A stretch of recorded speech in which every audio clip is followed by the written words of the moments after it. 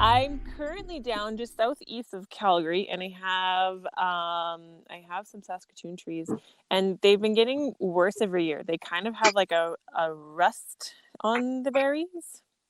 Kind of like they look kind of like 1990s WWF wrestler, kind of prickly. Like, are they kind of prickly, rusty? Like, are they kind of horny, spiky?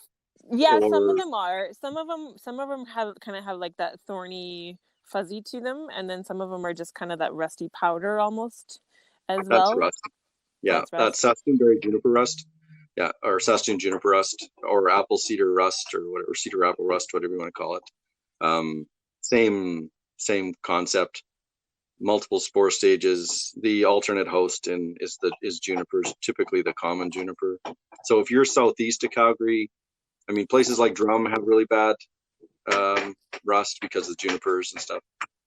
I mean, how big are your Saskatoons? Well, they're fairly big. Like some of them are like 10 feet tall, I guess. We Okay, have 4 rows of them. But I okay. also Well, have, show me where did I had a little piece here go? I thought I had another. Whoop.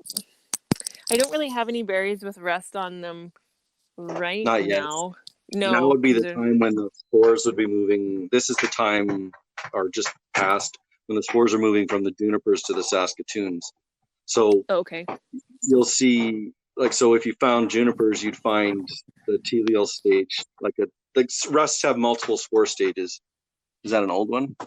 No, that's I get some of these like it's almost like a really thick black. There's another one in here too, if you can, I don't know if you can see that or not, but they're kind of like a big knot almost on it. Okay. Maybe Not that's sure what something that else is. something Because it different like entirely. it's not because people often think black knot, but that's not on Saskatoons. That's on something else. I mean, Yeah, rust is definitely a problem. I mean, if theoretically if a new shoot was infected, because you can have leaves and berries and shoots and stuff can be affected by the rust. Different spore stages, whether top of the leaf, bottom of the leaf, the berry. There's all those are different spore stages. okay. But I mean, rust is rust, so who cares really? I mean, if you've got access to fungicides and you wanted to apply, you could hit them with like a shot of fungicide. The same products that are registered for Entomosporium leaf and berry spot are registered for Saskatoon berry juniper rust. The timing's the same too. I mean, for now, probably. I mean, you could. Are there little green? Are you at like little green fruit? Like, have you got fruit? Yeah, we're in several different stages here. I don't know I don't know if there's different varieties, but there's some. Like some of the berries are already forming. Some of them are still blooming, but I do have like we're hitting some of the berry stage on some of them already. Yeah. Okay. So as long as bloom is done, I mean, you could hit them with like the main product that most people use is propiconazole is the active ingredient.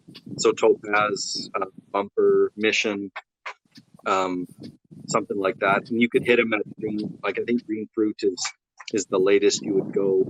Like early green fruit would be the late stage for that, and then it would protect you through about 40 days. Well, that's your pre-harvest interval is about 38 days. Right.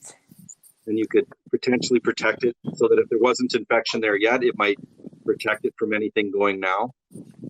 But in future, you could theoretically go like a little earlier, like sort of petal drop or something like that. But otherwise, I mean, your trees are big. If they're 10 feet, I would consider maybe do some pruning this winter and bring the height down. Okay. You might notice that your yields are dropping off a little bit, or they're getting higher. They're getting further away from you. Yeah, well, it's getting actually the berries are getting smaller. I find as well. Like we're getting still quite a number of them, but the berries themselves are shrinking. And I didn't know if that was like part of the rest or if that was something else entirely. It could be anything. I mean, Are you fertilizing like at all? No, we don't. I mean, they're kind of just a hobby thing, but I was just wondering, like, if I Give treated them, them give for. them 15, give them 15, 20 pounds of nitrogen in like sometime in May. Okay. Or just band it along the bottom, like, and break that down. You won't need 15 to 20 pounds. Break it down per acre. That's a per acre rate. Sure. Drop it to a little bit. Just give them a shot around the bottom. In the winter, go in and take out anything bigger than a toonie in trunk diameter. Cut those out in winter, and that'll bring your height down, and it'll also increase the amount of new wood that you have, which is where the production is. And then it'll be easier to pick. You'll also have newer growth, and that also might clean out some of the junky stuff that might be harboring some of your problems. Sure, that makes sense. But There's the been rust, yeah. If you can spray one, like give them one shot now before they get too far along with a fungicide, you might be able to protect them from any rust that's moving in now and potentially any development onto the fruit. And then just watch your pre-harvest interval. Okay. I mean, there are products that are more expensive that have shorter pre-harvest interval, but I don't know that you want to. If it's a hobby, you don't want to be investing, $900 in a jug that's going to last you 20 years. Well, I guess you could it depends. Borrow a cup of topaz from somebody, or. Well, we farm as well. Like we farm about 7,000 acres, and some of it's irrigated hay. Some you of can it's get a hold of it, but if you have what was it? Where would I have a list of that? I could email you a list. I have a document that has basically bloom and bud stages and what's registered. I can send you that in if you want to pick through it and see if there's anything that pops out that you actually have access to already. Because you're not going to need very much. No, we have 3 rows of them, but like there's really not that much, and it is more of just. But there's been like no maintenance done to them ever, so they're just. Right. I mean, you start with a plan to prune to get your height down and get your bigger, older stuff out, and do that in winter, and then just monitor for anything else that's weird. But I'll email you to that email you sent me. I'll just email you the document that has a whole list of all the pictures of the stages. But I wouldn't go any later if you're going to spray a fungicide right now. I wouldn't go any later than now, because otherwise you're not going to have enough window. I mean, but if you're at still late blooming for some stuff, and you're at little green fruit for others, you're still within the window. You'll have at least another 45 days or more. Okay. You should be fine. Now, if I treat it, it's not just a one and done. Like it might be something that I have to do every year for rust. You may need to. I would just watch. But I mean, if you can get it, you can nip it in the bud a little bit now. You might knock it back a little bit, because it doesn't just transfer back and forth between juniper and Saskatoon, and that's not the only way.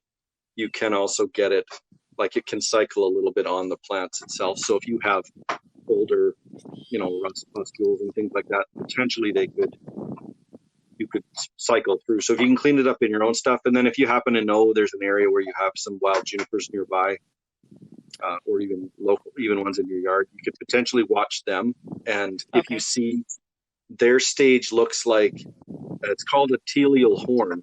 It's like it looks like a little jelly horn, bright orange, and you'll see it, and you could potentially remove those, and that would knock it back from the junipers, and that would remove the other host. So. Oh, okay. We live right on the Bow River, and the bank of it we're full of junipers. I don't have a fighting chance to go through and just give up and just. I mean, if you can knock it back once in a while with the thing, you should be all right. And if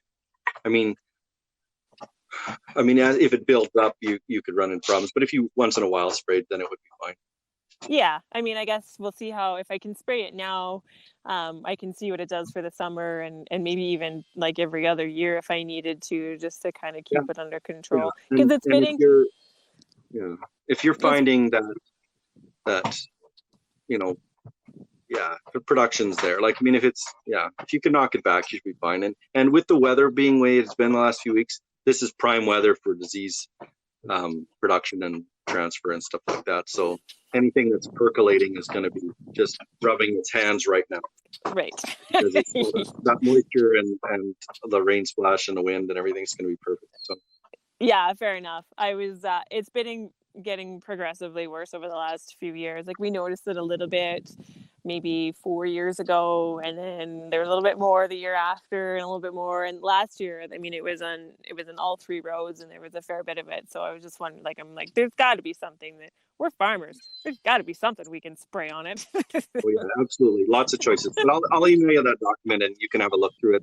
It's got bloom stages all the way from dormant bud all the way through to ripe fruit and beyond, and it has all the products listed and with their PCP numbers and their approximate timing. Like, I mean, you wouldn't spray at every one of those because there's sometimes certain timings are, stretched over every 3 weeks, and it'll show you can do it here, or here. So, yeah. And then you said winter time is the best time to prune. That's yes. Right?